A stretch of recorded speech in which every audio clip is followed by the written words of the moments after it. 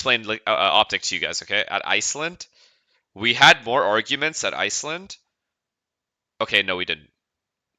We had more arguments at Berlin. Champs was the big one. We had a lot of arguments there. But we had a lot of arguments at Champs and Copenhagen as well. Like it was bad. All right. And if there was a camera on us and OpTic posted footage of like what was happening in that prac room, you would have felt like you'd have been like, "Oh, this is an unacceptable thing to say to a teammate." Which, by the way, you might be right, right? Like that is a completely fair thing to say from a fan perspective, just watching the game without knowing the intensity behind the game. But when the camera is in the room after you just lose a big game, shit sometimes just hits the fan. People are gonna say shit. People are gonna say shit, and I'm sure they like squash it later, or maybe like they apologize later and they call it. But you guys don't see that in the camera because it's not fucking videotaped after. All right. So just because you see intense moments on camera after a match loss, where like you can't construct a whole viewpoint on a player just based off of that because the context matters. And the context is that it is very high emotion. It was a highly emotional situation to be in. So it makes sense that it didn't surprise me at all when I watched the doc. Actually, it didn't surprise me at all the things that they were saying. I've seen much worse. I've seen like honestly that shit was nothing. And like you wouldn't believe some of the other stuff like at least in the time that I played that I've seen. All right? It's just not fucking you just don't have a camera in the room. We had a rule of not having a camera in the fucking room because we don't want that shit getting leaked. Because it's between the team, it stays between the team, period.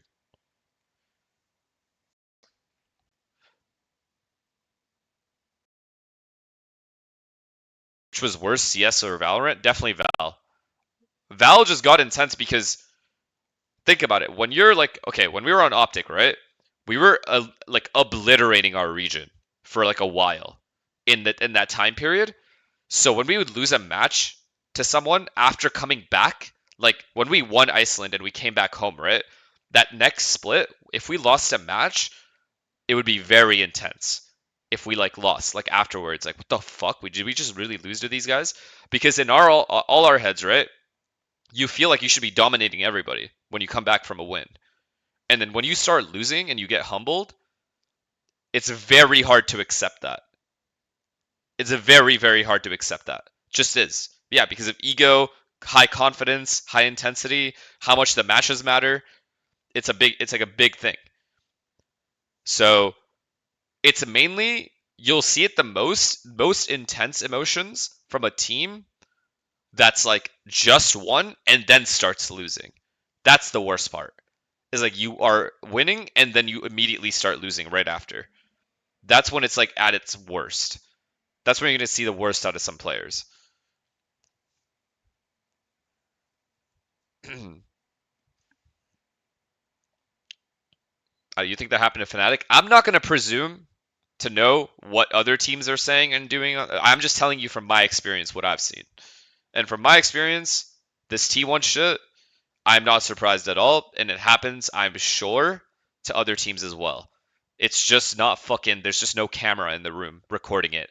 And I swear to you, if OpTic ever recorded my teammates in a prac room and then posted it, I would leave that team the next day. I'd be fucking furious because of how intense those conversations are and how personal those conversations are. Ain't nobody wanting that to get out. Period. Like no, there were no physical altercations. There was never any physical altercations ever in any of my teams ever. There was only one time in Counter-Strike where middle of a match, one of my teammates asked another teammate to step outside. It happened one time, and that is the only time someone has asked to fight someone else on any of my teams. It was in Counter-Strike. It wasn't in Valorant. It was not Tarek. You would not even guess the people. You wouldn't be able to guess the people.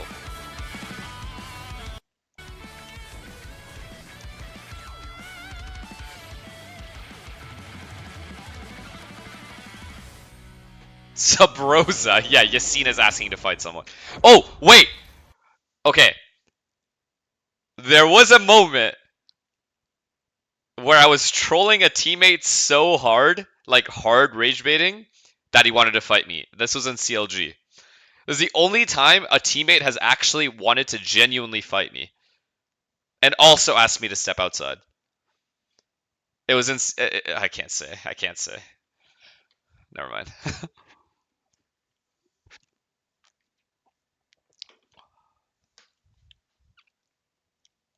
Hazed? Why would Hayes? Hayes is like the nicest guy ever. You would never. But Hayes knows who it is. All of my close friends know who it is. I can't believe I forgot about that.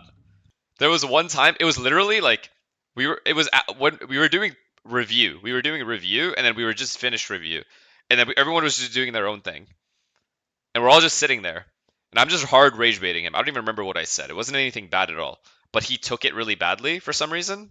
It was just something I said that he just took way worse than it actually was. And he just hard raged on me. It was very fucking funny.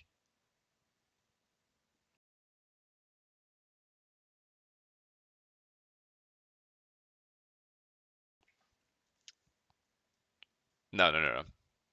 There were, like I said, none of my teams have ever had any altercations like physically. No one's ever like fought each other actually. No one's punched each other. No one's pushed each other. Nothing like that. It's always been verbal.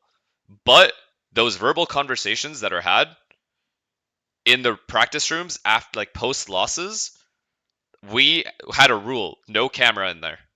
If there's a camera in there, it's definitely not on. There should never be any footage of that. We made sure because shit just got real intense. Do you know any of the physical altercations that happened in other teams? Um, I don't think so. No, not that I've heard of personally. Physical altercations just doesn't happen. Like, what? We're all fucking nerds. Ain't nobody trying to fight. Like, what?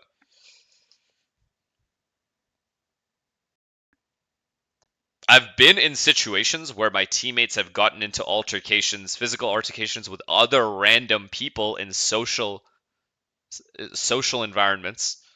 I've had that, but I've never seen two teammates like go at it like that before on any team.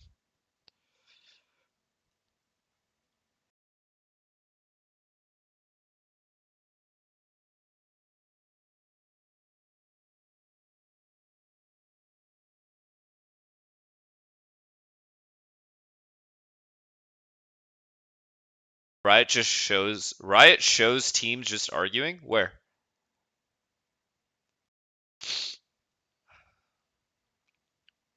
But yeah, anyways, the point I was trying to make is the T1 stuff. You guys shouldn't just like.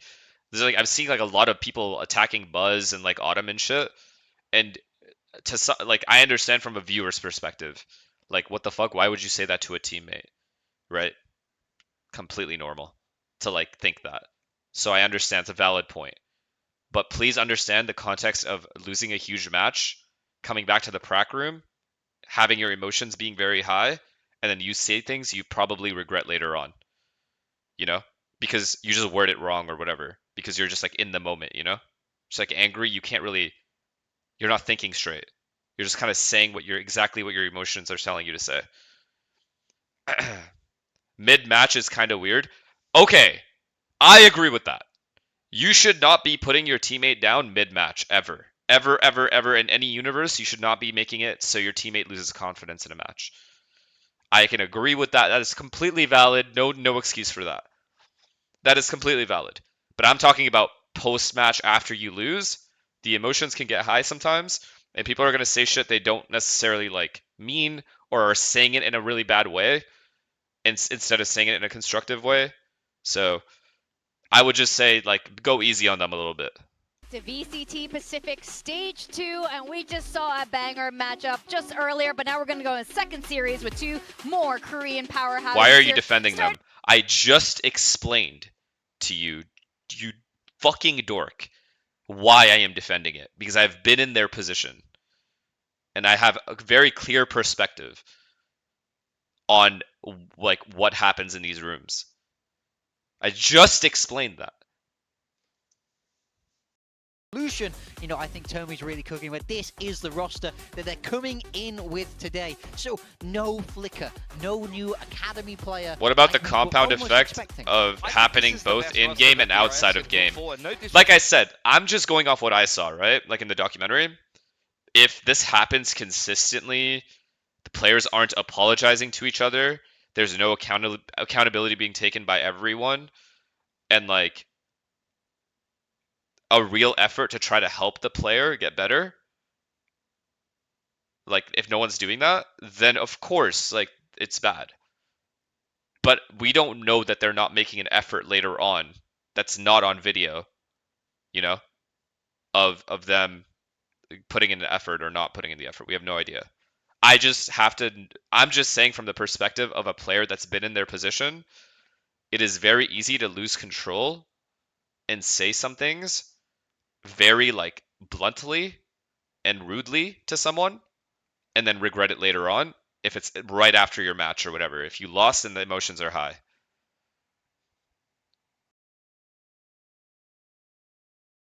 That's all.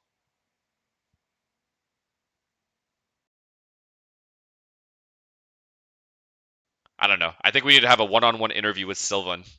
What we said in the first series of one team and get to the bottom of this bitch. Of the year, one team performing better in the middle of the year. Get to the bottom of this whole shit. Team here. They have really shown that they are one of the very best teams in the world as of late. In some of these international events, they went out of the lower bracket in Toronto, played against some very good teams. Yeah, exactly. Early on in Toronto, Gen G looked like one of the best teams in there, if not maybe a favorite to win the whole event. Yeah, and even if we look back towards like I said, if the players aren't like stage 1, of course, falling to RRQ in that grand final. Oh, sorry, players and coaches aren't doing anything to help the player get better style. You know, outside of like what the cameras are showing. Then that's a problem. Has now kind of emerged as almost the star of this team. If they do apologize, the team should record it. No? For that kind of role, but I mean. Yo, do you think they have a camera on them 24/7? Like when they're walking home, you think there's a camera on them? When they go to their like specific apartments, there's no camera on. They're not gonna vlog everything. Like I've like texted my boys like, yo, I'm sorry how I acted or whatever. Like, what do you think? I'm gonna show that on a video camera and be like, look, just in case, there's receipts.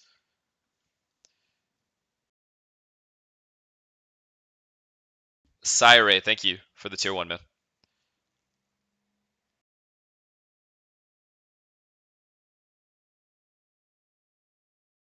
Can you watch the PRX commend video? Yeah, I could.